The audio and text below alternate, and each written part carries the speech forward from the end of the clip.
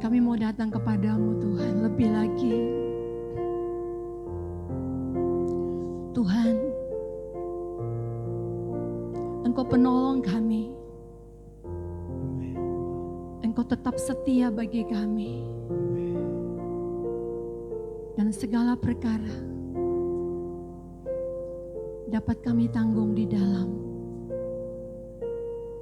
Karena Engkau yang memberikan kekuatan bagi setiap kami. Terima kasih. Terima kasih Yesus. Terima kasih Tuhan.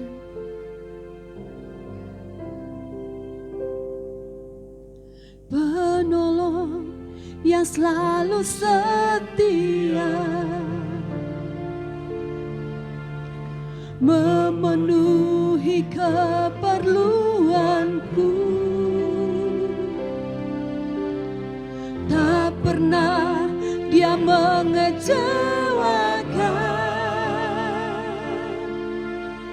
Yesusku tak pernah gagal, penolong yang selalu setia, memenuhi keperluanku, tak pernah Dia mengecewakan. Yesusku tak pernah gagal, segala perkara dapat ku tanggung di dalam Dia yang memberi kekuatan. Tuhan Yesus penolong dan sahabat, tetap percaya Tuhan setia. Saudaraku, imani pujian ini bahwa Dia Allah yang setia, penolong yang selalu setia, memenuhi keperluanku, tak pernah Dia mengecewakan. Yesusku tak pernah gagal, segala perkara dapat ku tanggung di dalam Dia yang memberi kekuatan. Tuhan Yesus penolong dan sahabat, tetap percaya Tuhan setia.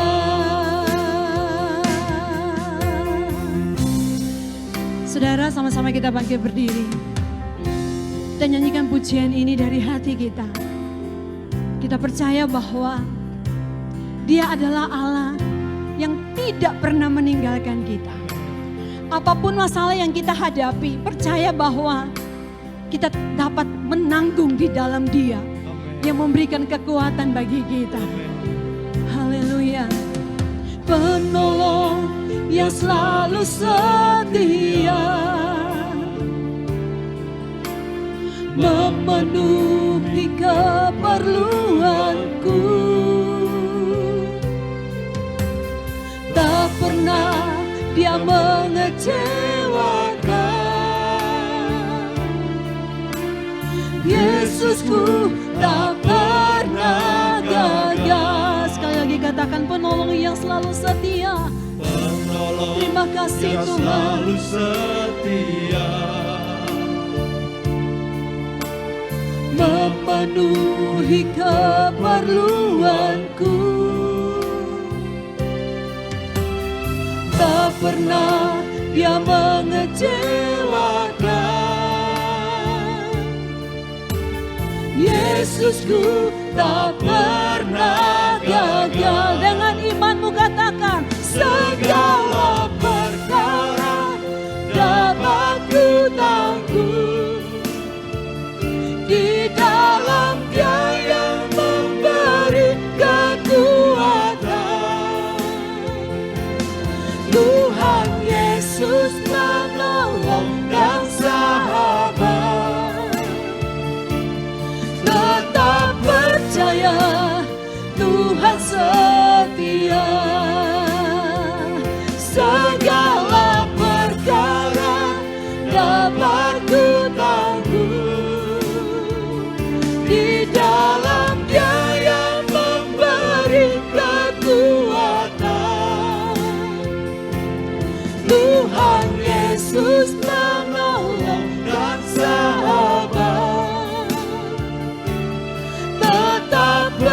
percaya Tuhan setia. Saya serahkan kepada Bapak Gembala. Penolong yang selalu setia, memenuhi keperluanku. Tak pernah Dia mengecewakan. Yesusku tak pernah gagal. Penolong yang selalu setia, memenuhi keperluanku. Tak pernah Dia mengecewakan. Yesusku tak pernah gagal. Segala perkara dapat ku tanggung di dalam Dia yang memberi kekuatan. Tuhan Yesus penolong dan sahabat. Tetap percaya Tuhan setia. Segala perkara dapat ku tanggung di dalam Dia yang memberi kekuatan. Tuhan Yesus penolong dan sahabat. Tetap percaya Tuhan setia.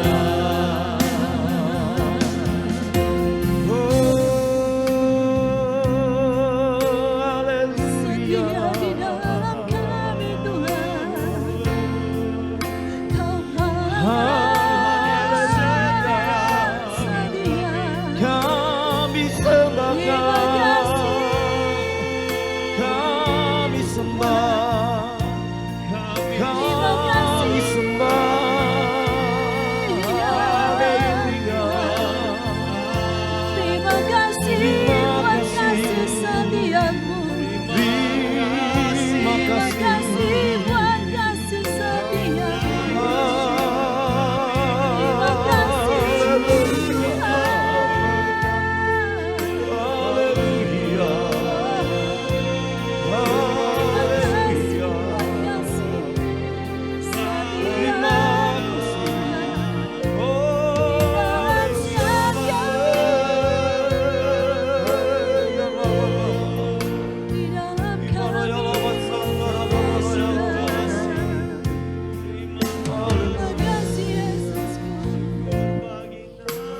Terima kasih Tuhan.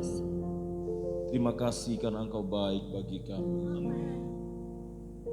Tuhan, biarlah Engkau yang menguasai hati kami. Engkau yang menguasai hidup kami. Kami percaya Tuhan, Engkau ada di tengah-tengah kami. Kami membuka hati kami Tuhan, untuk setiap taburan benih firman. Kami tidak ingin Tuhan kehilangan berkat-berkat ilahi saat kami beribadah kepada Engkau. Tapi kami mau menikmatinya bersama dengan Engkau. Terima kasih Tuhan, urapi hamba-Mu dan biarlah Roh-Mu yang berkuasa di tengah-tengah kami. Dalam nama Tuhan Yesus Kristus, haleluya, amin. Mari kita membuka Alkitab kita, Bapak Ibu Saudara yang kasih dalam Tuhan Yesus Kristus, di dalam Amsal 22 ayat yang ke-11 Saudara ya. Sama-sama sekali lagi, Saudara sudah dapat semua? Oke. 2, 3.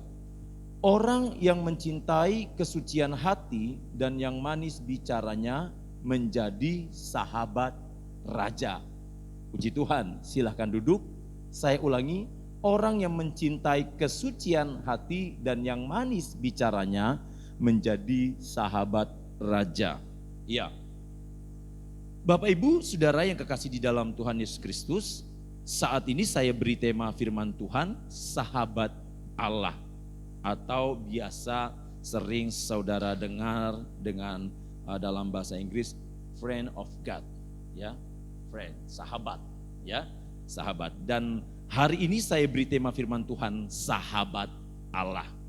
Tadi di dalam puji-pujian, ya, masuk firman Tuhan, sebenarnya di situ sudah memberikan jawaban yang luar biasa buat saya dan saudara. Ketika saudara menyanyikan pujian itu dengan luar biasa, saudara akan merasakan bagaimana sosok Tuhan yang kita sembah adalah sosok sahabat yang luar biasa. Nah, Amsal 22 ayat yang ke-11 ini memberikan pernyataan yang luar biasa buat saya dan juga buat saudara, bahwa setiap orang yang mencintai kesucian hati dan yang manis bicaranya menjadi sahabat raja. Manis bicara di sini bukan berarti dia berbicara ya di depan baik, di belakang enggak. Tetapi manis bicara di sini juga memiliki pengertian bahwa dia berbicara tepat pada waktunya, dia berbicara sesuai dengan kapasitas dia sebagai sahabat raja, dia berbicara benar-benar dalam jalur yang tepat. Saya tidak konsen soal perkataan atau pembicaraan, tetapi saya lebih menekankan soal kata sahabat. Setiap orang pasti pernah memiliki teman atau juga lebih daripada itu memiliki sahabat. Tetapi tahukah saudara bahwa sebenarnya sahabat kita yang terdekat selain Tuhan adalah orang yang dekat dengan kita. Sebab firman Tuhan katakan, besi menajamkan besi. Dan seorang sahabat akan selalu menaruh kasih setiap saat, dan dia akan selalu menjadi sesuatu yang luar biasa di dalam kehidupan kita yang Tuhan izinkan untuk memproses kehidupan kita. Sahabat akan sangat berbeda dengan teman biasa. Benar saudara? Sahabat saudara bisa curhat apa saja. Apalagi kalau saudara sudah percaya sahabat saudara, saudara tidak akan segan-segan bercerita. Sebab garansinya adalah sahabat saudara tidak bocor mulut. Sahabat saudara akan menjaga baik-baik setiap rahasia yang saudara sudah titipkan. Nah, kita lihat bersama-sama kata sahabat di dalam Kamus Besar Bahasa Indonesia, saudara. Di sini sahabat memiliki arti kawan, teman, atau handai, tauladan, ya. Ya, kawan, teman, atau handai tauladan. Tetapi lebih spesifik lagi, kalau kita melihat lebih jauh lagi, kata sahabat di sini berarti adalah orang yang mengerti segala sesuatu yang kita alami. Orang yang mengerti segala sesuatu yang terjadi di dalam kehidupan kita. Pertanyaannya, ada enggak sahabat yang seperti itu? Tidak ada, saudara. Tidak ada sahabat yang benar-benar sanggup atau mengerti keadaan hati saudara. Siapapun itu, entahkah sahabat saudara adalah teman semasa saudara sekolah atau saudara kuliah, entahkah sahabat itu adalah orang tua kita, entahkah sahabat itu adalah suami atau istri kita sendiri, yang pasti tidak akan ada yang benar-benar bisa memahami segala sesuatu yang ada di dalam hati saudara. Oleh sebab itu, dengan pengertian seperti itu, tentu kita membutuhkan sosok seorang sahabat yang perfect. Sosok seorang sahabat yang sempurna. Nah saudara, sahabat itu sendiri dalam pandangan umum tentu mereka adalah orang yang dapat memberikan dukungan moral. Ya saudara, ketika saudara jatuh, sahabat ini akan memberikan semangat, memberikan support kepada saudara. Ketika saudara mengalami situasi yang sulit, sahabat ini akan membangkitkan semangat saudara untuk tetap maju. Ketika saudara berada dalam satu masalah yang seolah-olah saudara sudah tidak punya jalan keluar, sahabat ini bisa memberikan solusi yang tepat, solusi yang terbaik buat saudara. Itu di dalam pandangan umum. Nah, bagaimana dalam pandangan firman Tuhan yang tercatat di dalam Alkitab? Kita perhatikan Amsal pasal 17 ayat yang ke-17. Pandangan Alkitab mengenai sahabat, Amsal pasal 17 ayat yang ke-17 berkata demikian, seorang sahabat menaruh kasih setiap waktu dan menjadi seorang saudara dalam kesukaran. Perhatikan ayat ini saudara. Seorang sahabat menaruh kasih setiap waktu dan menjadi seorang saudara dalam kesukaran. Dengan kata lain, Alkitab mau menekankan kepada saya dan saudara bahwa pengertian sahabat itu adalah menjadi saudara di dalam segala keadaan. Itu adalah seorang sahabat. Seorang sahabat menaruh kasih setiap waktu. Artinya sahabat ini standby. Saudara punya masalah A, saudara sampaikan, dia mendengarnya, dia memberikan solusi. Saudara punya masalah B, dia mendengarnya, dia memberikan solusi. Apalagi ketika dia mengalami kesukaran, saudara akan berusaha memberikan pertolongan. Itu adalah saudara dalam segala keadaan menurut firman Tuhan. Lebih daripada itu, Alkitab mencatat di dalam Amsal pasal 17 ayat yang ke-9, Amsal pasal 17 ayat yang ke-9 bahwa sahabat itu adalah seorang yang menutupi segala pelanggaran. Bukan berarti dia kompromi saudara. Bukan berarti kalau saya salah, saudara salah, dia kompromi dengan kesalahan itu. Bukan. Tetapi sahabat yang benar menurut firman Tuhan adalah dia menutupi segala pelanggaran sahabatnya. Artinya dia tidak umbar pelanggaran sahabatnya atau kepada orang banyak.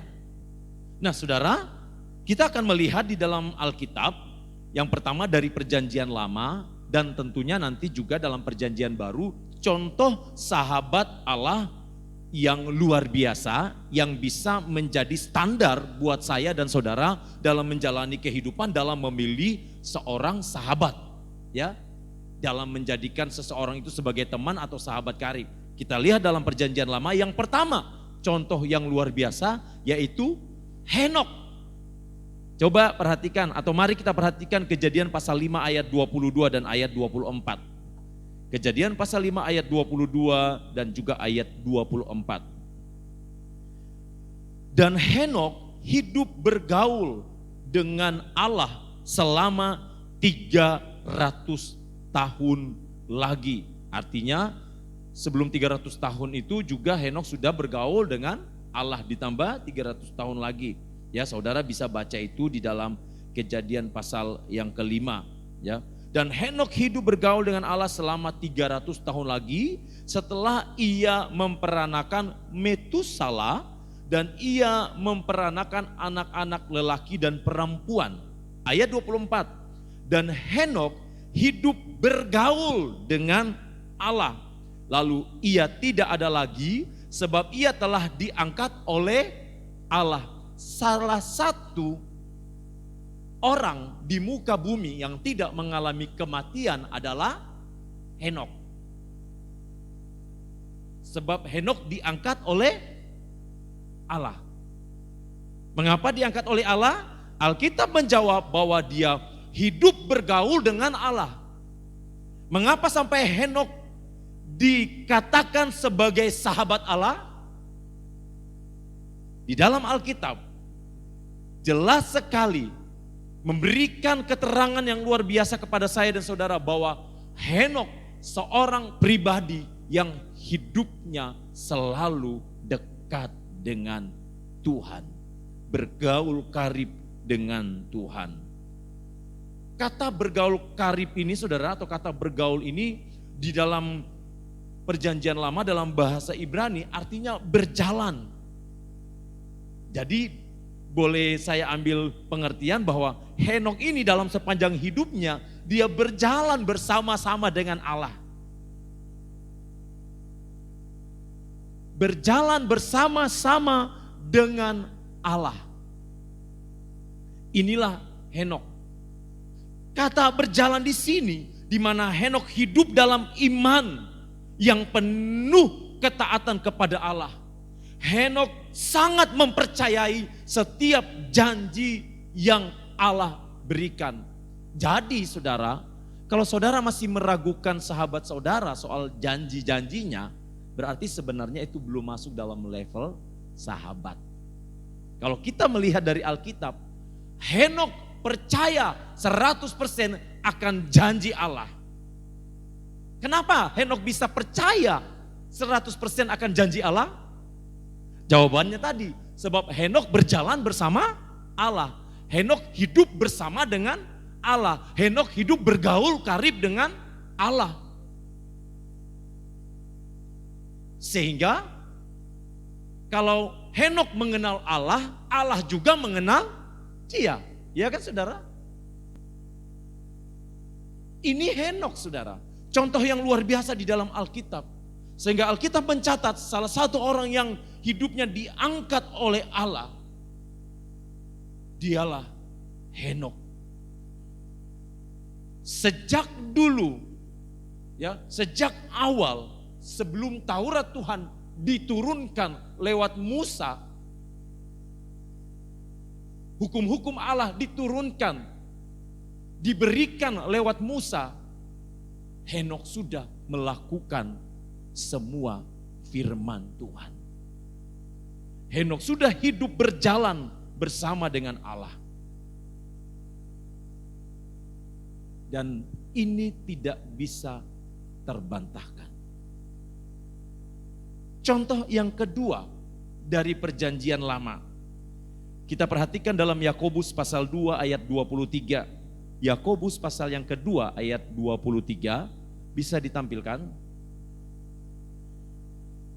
Yakobus pasal 2 ayat 23, dengan jalan demikian genaplah nats yang mengatakan, lalu percayalah Abraham kepada Allah, maka Allah memperhitungkan hal itu kepadanya sebagai kebenaran. Karena itu Abraham disebut sahabat Allah. Saudara pernah dengar istilah best friend? Sahabat terbaik? Sahabat terbaiknya Allah, salah satunya adalah Abraham. Mengapa dikatakan sahabat terbaik dari Allah? Yakobus 2 ayat 23 mengatakan bahwa Abraham percaya kepada Allah terhadap janji-janji Allah yang luar biasa.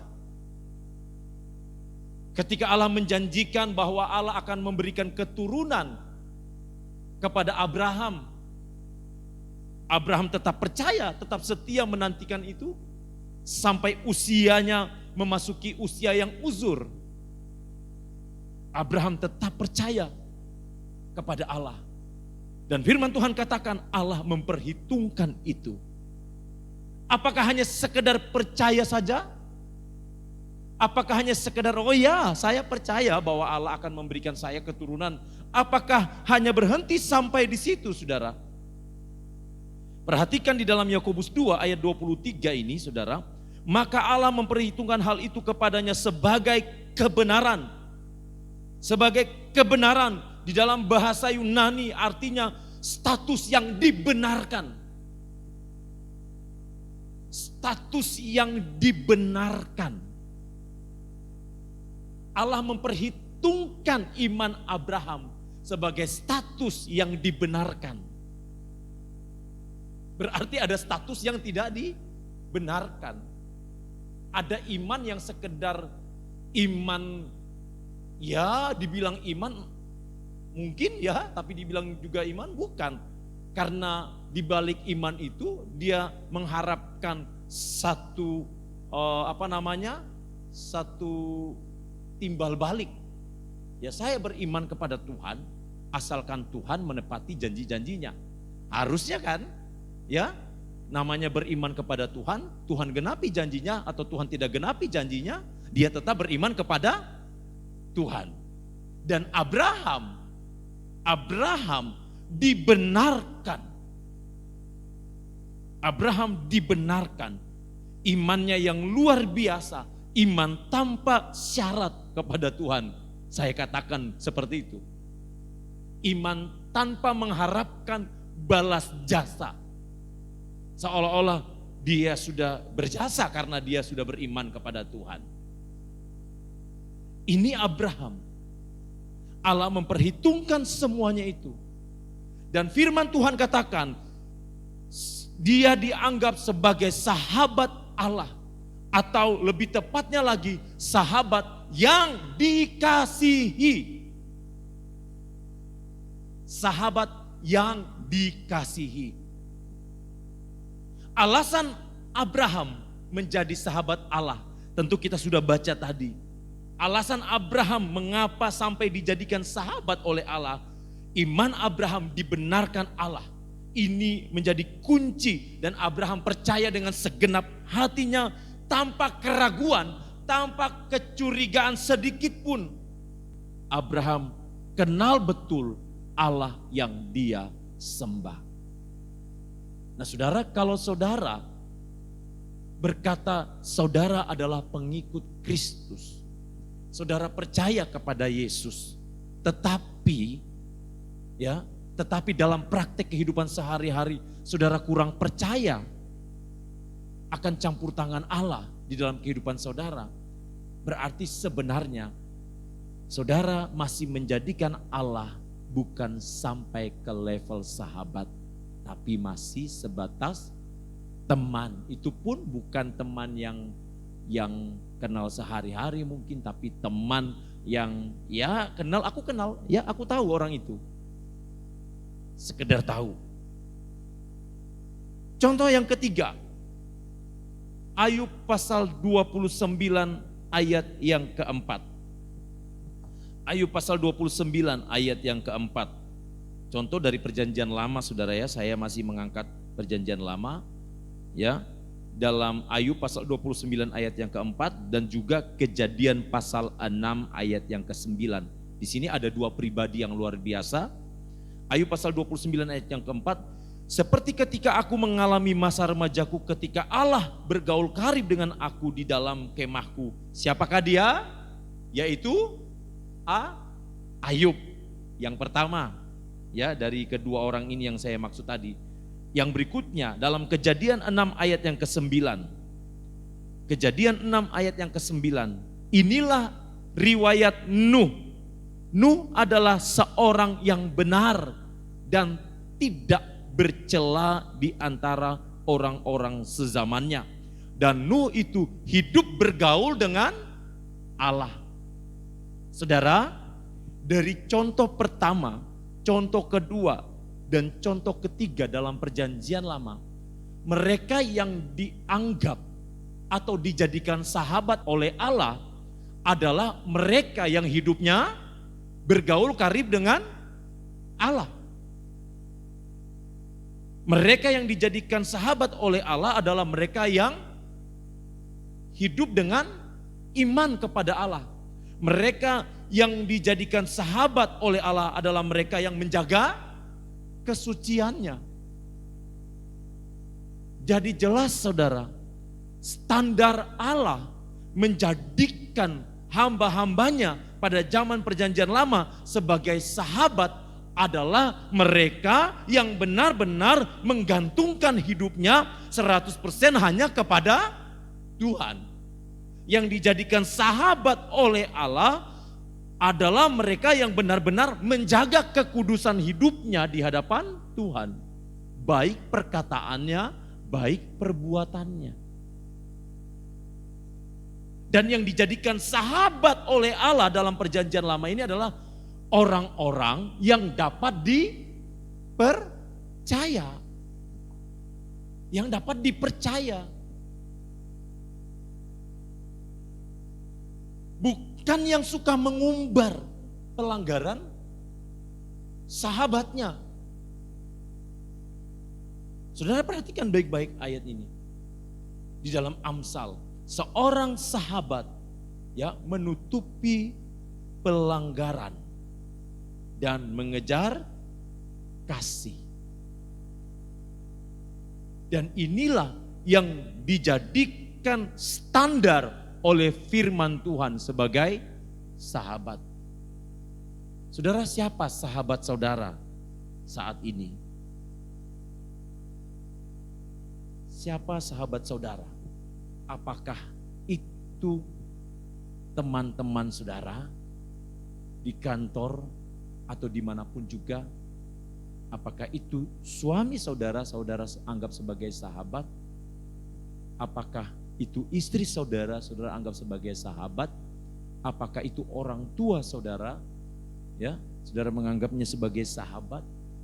Atau siapapun itu, ya, biarlah sahabat saudara itu adalah orang-orang yang dapat diandalkan, orang-orang yang dapat dipercaya, yang dapat dipercaya. Bukan yang tidak dapat dipercaya. Bahaya saudara. Kalau tidak dapat dipercaya, saudara curhat A, nanti sampai di orang yang kelima yang tadinya 2 kata, sudah ada 50 kata. Tolong ya, saya punya masalah ini, tolong jangan beritahu ini. Iya, oke. Setelah itu, yang satu ini punya sahabat lagi yang lain. Tolong ya, jangan ceritakan yang lain. Sebenarnya dia ini ada masalah. Setelah itu, anak beranak. Akhirnya, persoalannya bukan rahasia tetapi menjadi rahasia umum. Sudah menyebar kemana-mana. Sudah nyebar se-Indonesia Raya, sedunia. Bisa enggak saudara? Bisa. Kalau dulu gak bisa. Sekarang bisa. Ada Instagram. Saudara bisa punya teman-teman di seluruh seantero jagat raya ini bisa. Di Facebook saudara bisa berteman siapa saja. Mau di Amerika pun bisa. Di Jepang pun bisa. Ada WA. Ya. Saudara bisa berteman dengan siapa saja. Tetapi saudara yang kekasih di dalam Tuhan Yesus Kristus, saudara bisa berteman dengan siapa saja. Boleh, tetapi belajar dari Alkitab, belajar dari firman Tuhan. Bahwa biarkanlah saudara memiliki teman-teman yang dapat dipercaya. Mudah? Gak mudah saudara. Sulit mencari teman yang dapat dipercaya, apalagi di akhir zaman ini. Kalau mereka tidak dapat dipercaya, jangan biarkan engkau juga sama dengan mereka. Benar saudara? Biarlah kita dapat dipercaya. Kita mengambil contoh dari Henokh, Abraham, Ayub, dan Nuh. Mereka adalah orang-orang yang dapat dipercaya oleh Allah. Mereka adalah orang-orang yang benar-benar masuk di dalam standar yang luar biasa dari Allah. Dijadikan sebagai panutan. Ini loh sahabat Allah yang luar biasa. Ini loh orang-orang yang bergaul karib dengan Allah. Ini loh orang-orang yang hidupnya berkenan dengan Allah. Inilah orang-orang yang tahu bahwa Allah yang mereka sembah adalah sahabat terbaik di dalam kehidupan mereka. Sekarang kita lihat contoh dalam perjanjian baru, ya. Sahabat Yesus dalam perjanjian baru. Yohanes pasal 15 ayat 14 dan ayat yang ke-15. Yohanes pasal 15 ayat 14 dan ayat yang ke-15. Kamu adalah sahabatku jikalau kamu berbuat apa yang kuperintahkan kepadamu. Aku tidak menyebut kamu lagi hamba sebab hamba tidak tahu apa yang diperbuat oleh tuannya. Tetapi aku menyebut kamu sahabat karena aku telah memberitahukan kepada kamu segala sesuatu yang telah kudengar dari Bapakku. Yang menjadi sahabat Yesus adalah orang yang mengasihi Dia. Ayat 14, kamu adalah sahabatku jikalau kamu berbuat apa yang kuperintahkan kepadamu. Yang disebut sahabat Allah adalah mereka yang menjalankan apa yang firman Tuhan perintahkan. Kita compare kembali dengan perjanjian lama tadi, mereka yang hidupnya suci, mereka yang hidupnya berkenan di hadapan Tuhan, mereka yang hidup dengan iman kepada Tuhan, mereka yang menyandarkan seluruh kehidupannya hanya kepada Tuhan. Yaitu mereka yang hidupnya menjalankan apa yang Allah perintahkan. Apa yang Allah perintahkan kepada saya dan saudara? Tidak perlu saya jelaskan panjang lebar kepada saudara. Di sini jawabannya. Di dalam Alkitab saudara. Di situ jawabannya. Dan itulah yang disebut sebagai sahabat Allah. Sahabat Allah. Pertanyaannya saat ini. Sudahkah saudara dan saya menjadi sahabat Allah? Yang bisa menjawab itu hanya saya pribadi dan saudara pribadi dengan Tuhan. Pertanyaan kedua, apakah Tuhan yang katanya adalah sahabat saudara mengenal saudara? Jawabannya hanya Tuhan yang tahu. Kalau kita bilang iya, Tuhan mengenal saya, ada hal yang bisa kita jadikan acuan. Sudahkah saya melakukan apa yang Tuhan perintahkan? Baru bisa terjawab. Nah, untuk itu saudara yang kekasih di dalam Tuhan Yesus Kristus, bagaimana kita bisa mendapat predikat sebagai sahabat Allah? Tidak ada cara lain kalau saya dan saudara mau mendapatkan predikat sebagai sahabat Allah, ya, sebagai sahabat Allah yang terbaik. Tidak ada cara lain selain kita melakukan semua yang diajarkan oleh Yesus di dalam kehidupan saya dan saudara. Kita kaitkan kembali dengan Amsal, seorang sahabat menaruh kasih setiap waktu. Kita kaitkan kembali dengan ajaran Yesus. Ajaran Yesus ini standarnya di atas rata-rata. Hukum Taurat mengatakan mata ganti mata, gigi ganti gigi. Hukum Yesus lain, saudara. Kalau engkau disakiti, firman Tuhan katakan, maafkan, ampuni.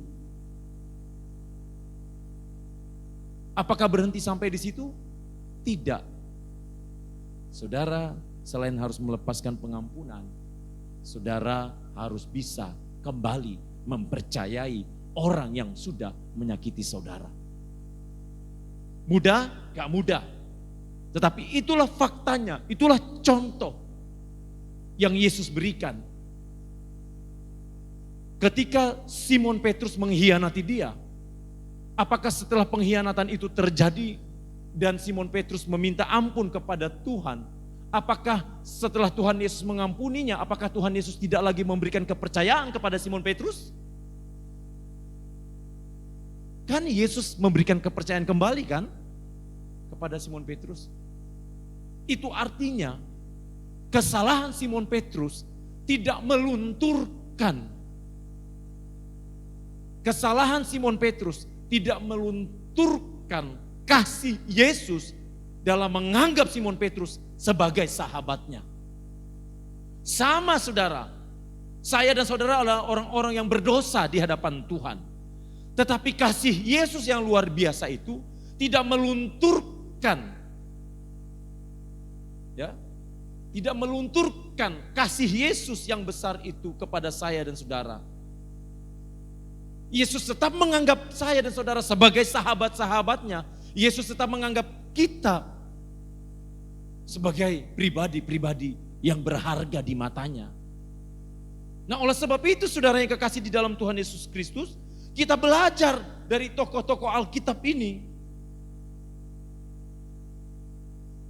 Kalau orang-orang di sekitar saudara menyakiti saudara, tidak ada cara lain firman Tuhan katakan, bagaimanapun juga itu, seberat apapun itu, kita harus belajar mengampuni. Kita harus belajar melepaskan pengampunan. Seorang sahabat menaruh kasih setiap waktu. Apakah yang proses yang Tuhan izinkan itu lebih banyak kepada orang-orang yang ada di luar kita yang jauh-jauh di sana?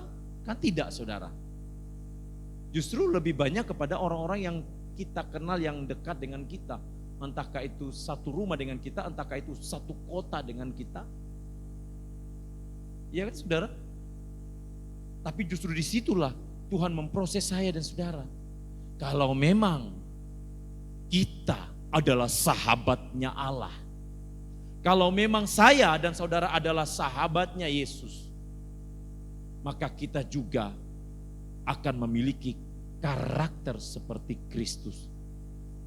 Karakter yang bisa memberikan pengampunan kepada sahabatnya walaupun sahabatnya melakukan kesalahan. Asalkan sahabatnya minta ampun dan tidak berbuat dosa lagi. Nah, saya tidak panjangkan firman Tuhan saudara, tapi mari kita belajar dari tokoh-tokoh Alkitab ini untuk menjadi sahabat Allah. Hiduplah dengan takut akan Tuhan. Untuk menjadi sahabat Allah, hiduplah dengan benar dan tidak bercela. Untuk menjadi sahabat Allah, percayalah kepada Allah dengan segenap hati saudara. Jangan sampai kita mengaku sahabatnya Allah, tetapi cara hidup kita tidak mencerminkan cara hidup sahabat Allah. Kalau memang kita adalah sahabat Allah, maka cara hidup kita adalah cara hidup yang sama dengan apa yang Allah berikan lewat firman-Nya. Tuhan memberkati. Penolong yang setia, penolong yang selalu setia, memenuhi keperluanku. Ya Tuhan, tak pernah Dia mengecewakan. Yesusku tak pernah gagal. Segala perkara dapat ku tanggung di dalam Dia yang memberi kekuatan. Tuhan Yesus penolong dan sahabat. Tetap percaya,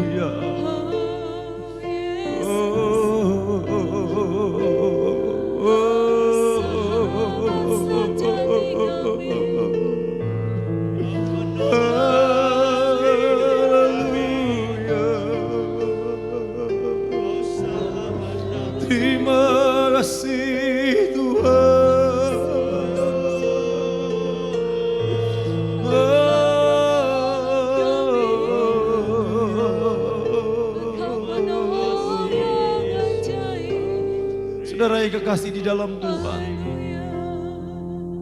tahukah saudara bahwa sebenarnya sahabat terbaik kita selain Tuhan yang memang benar-benar sahabat di dalam hidup kita adalah orang-orang yang dekat dengan kita. Dialah yang mengerti kita. Entahkah itu suamimu, entahkah itu istrimu, entahkah itu orang tuamu, entahkah itu anakmu. Dialah sahabat kita. Mungkin mereka pernah mengecewakan engkau. Tetapi satu hal yang mau saya katakan pada saat ini, biarlah engkau menyerahkan persahabatanmu itu hanya kepada Tuhan.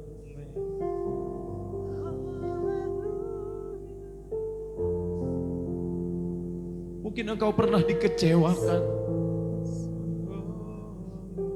tetapi percayalah bahwa Tuhan sudah memberi contoh buat saya dan saudara untuk belajar melepaskan pengampunan dan tetap percaya. Mari kita menyembah Tuhan. Haleluya. Haleluya.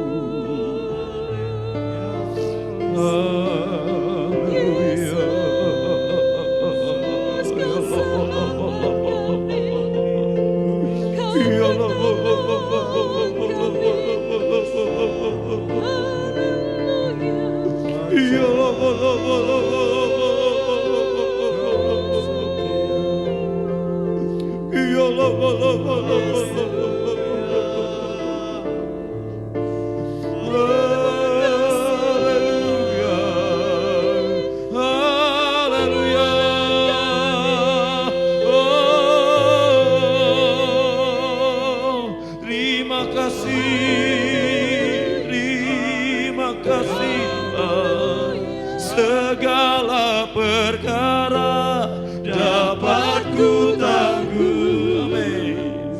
Di dalam Dia yang memberi kekuatan, Tuhan Yesus penolong dan sahabat. Tetap percaya Tuhan setia. Segala perkara dapat ku tangguh, di dalam Dia yang memberi kekuatan. Tuhan Yesus penolong dan sahabat. Tetap percaya Tuhan setia. Terima kasih Tuhan. Terima kasih karena Engkau menjadi sahabat yang terbaik di dalam hidup kami. Engkau tidak pernah mengecewakan kami. Ajarlah kami Tuhan, agar kami hidup bergaul karib dengan Engkau lewat sikap hidup kami, lewat perkataan kami, lewat perbuatan kami. Kami adalah surat yang terbuka, yang dibaca oleh semua orang.